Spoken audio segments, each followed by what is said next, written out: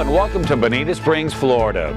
In the next few minutes, we're going to take a tour of the city, learn a few facts about its population, its attractions, business climate, and even look back at its history. But to begin with, we're heading many miles in one direction, straight up. Bonita Springs is located in southwest Florida, almost right in the middle between Fort Myers to the north and Naples to the south. On its east side is I-75, and to the west is the beautiful Gulf of Mexico and the peaceful Estero Bay. More than 8,000 years ago, the Calusa Indians inhabited this land and were the first natives to make contact with Ponce de Leon as he sailed the coastline. Some 350 years later, in the 1870s, the Army Corps of Engineers sent surveyors to this remote section of southwest Florida to map the area. By the turn of the century, this village of homesteaders had a post office and even a two-story hotel. As more visitors were attracted to the area because of its bounty of hunting and fishing, developers took notice and began laying out the streets and avenues and named them after potential buyers. Quite the marketing ploy. But they had two bigger issues. At the time, because of the early surveyors who set up camp in this area, the village was known as Survey. That wasn't a very marketable name, so it was changed to the much more desirable Bonita Springs. The other issue was this body of water. Originally it was named Surveyor's Creek. That also did not ring well with early land developers. So they also changed it to something more majestic sounding, the Imperial River.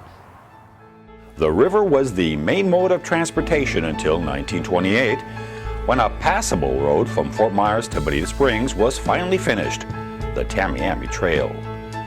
This began the slow but steady growth of the town. Attractions helped bring more visitors to Bonita, and one of the first was the Everglades Wonder Gardens, started by Bill and Lester Piper in 1936. Tourists flocked to the attraction, which featured alligators, cougars, other wild animals, and native plants. Throughout the 40s, 50s, and 60s, more families decided to make Bonita their home. Development really accelerated with the opening of I-75. Today, the city of Bonita Springs has a population of around 45,000 and covers some 41 square miles. Bonita also has another distinction. It's actually located in two counties. The northern half is in Lee County. The southern half is in Collier County. Although much of the city is newer construction, you can still find many old-style commercial buildings, especially along the old US 41 corridor, or as it is often referred to, Bonita's Historic District. Just strolling down the sidewalk, one can easily imagine what Bonita Springs looked like in its early years. And right next to the railroad track, which was a tremendous help in bringing tourists to the area starting in the mid-1920s, you'll discover some of Bonita Springs' earliest homes. These cottages were built in 1945 and were moved to this location just east of the railroad track from the nearby river. There are 6 in total, all bungalow in style, which was very common at the time.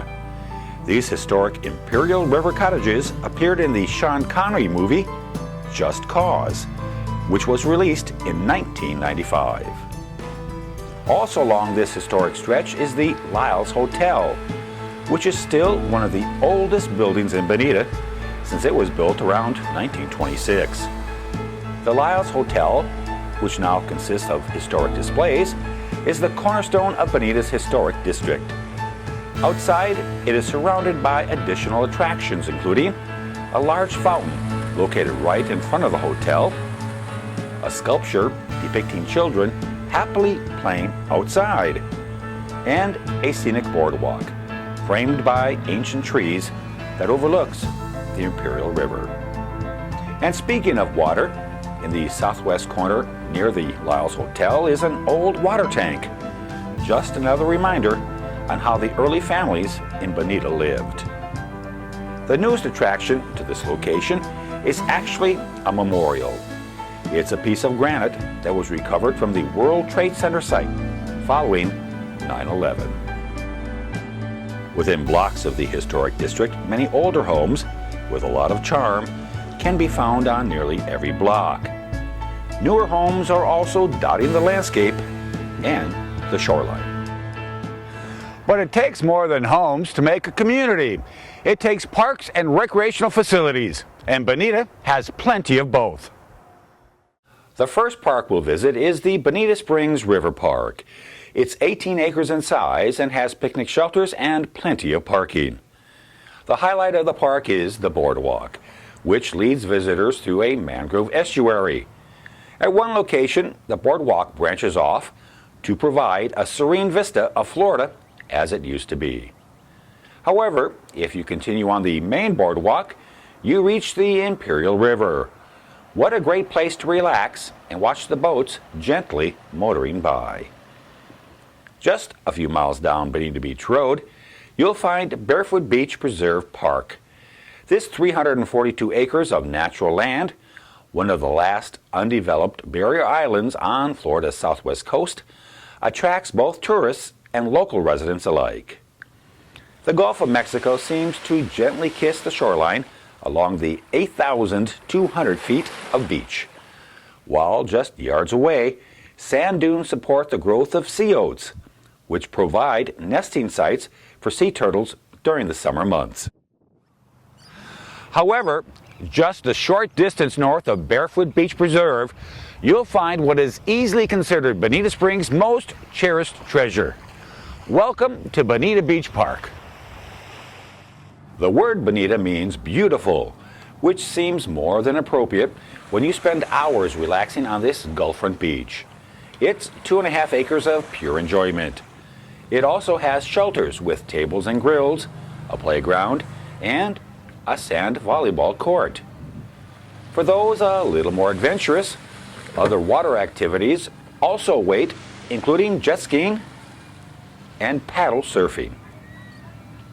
If you're on Bonita Beach and are thirsty, hungry, or both, you're in luck. Doc's Beach House, a local landmark, is only steps away, and they serve breakfast, lunch, and dinner. There are many other casual and fine dining restaurants throughout Bonita Springs.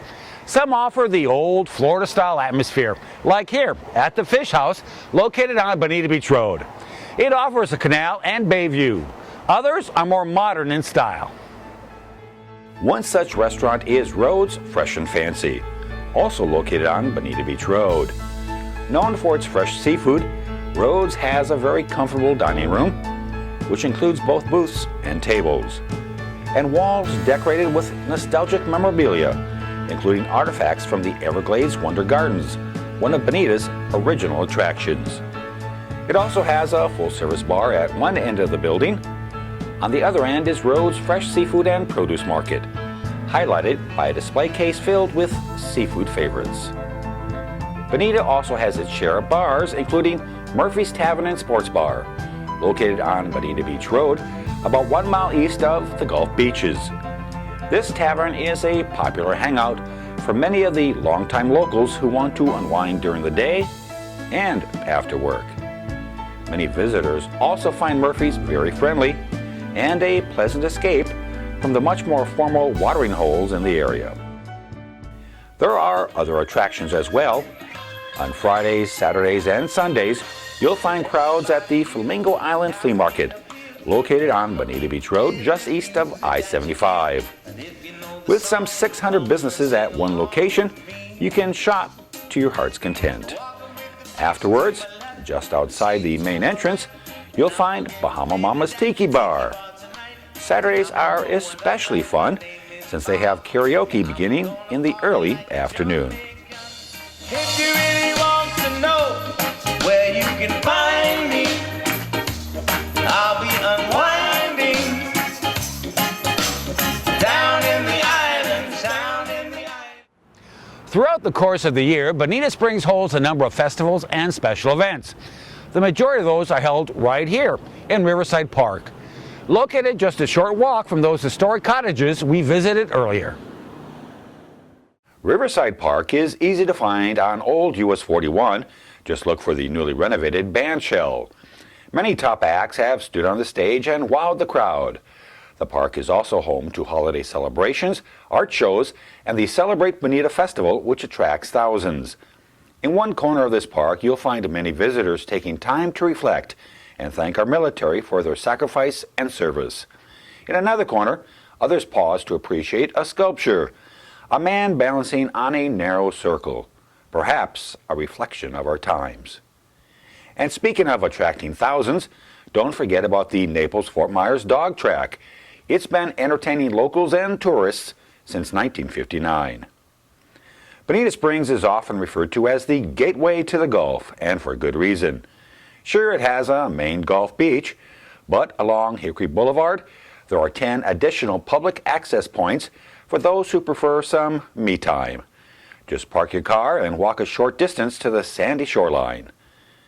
Bonita also has plenty of boat ramps, which allow fishermen and pleasure boaters to reach the waters of the Gulf or Estero Bay within minutes. It's absolutely a beautiful adventure. And finally, it's important to note that Bonita's business climate has grown over the past few years. While some businesses occupy several of Bonita's oldest buildings within or near the historic district, others are excited about their location in the newer, if not brand new, shopping plazas, which line the city's main thoroughfares.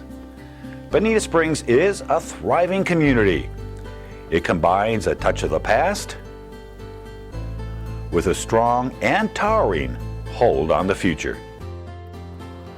From the Calusa Indians to the survey crews to the early settlers, Bonita Springs has had its share of changes and challenges. But today, it's a vibrant community, perfectly positioned between two other major metro areas. As I heard a longtime resident once say, it's not too big, it's not too small, it's just right.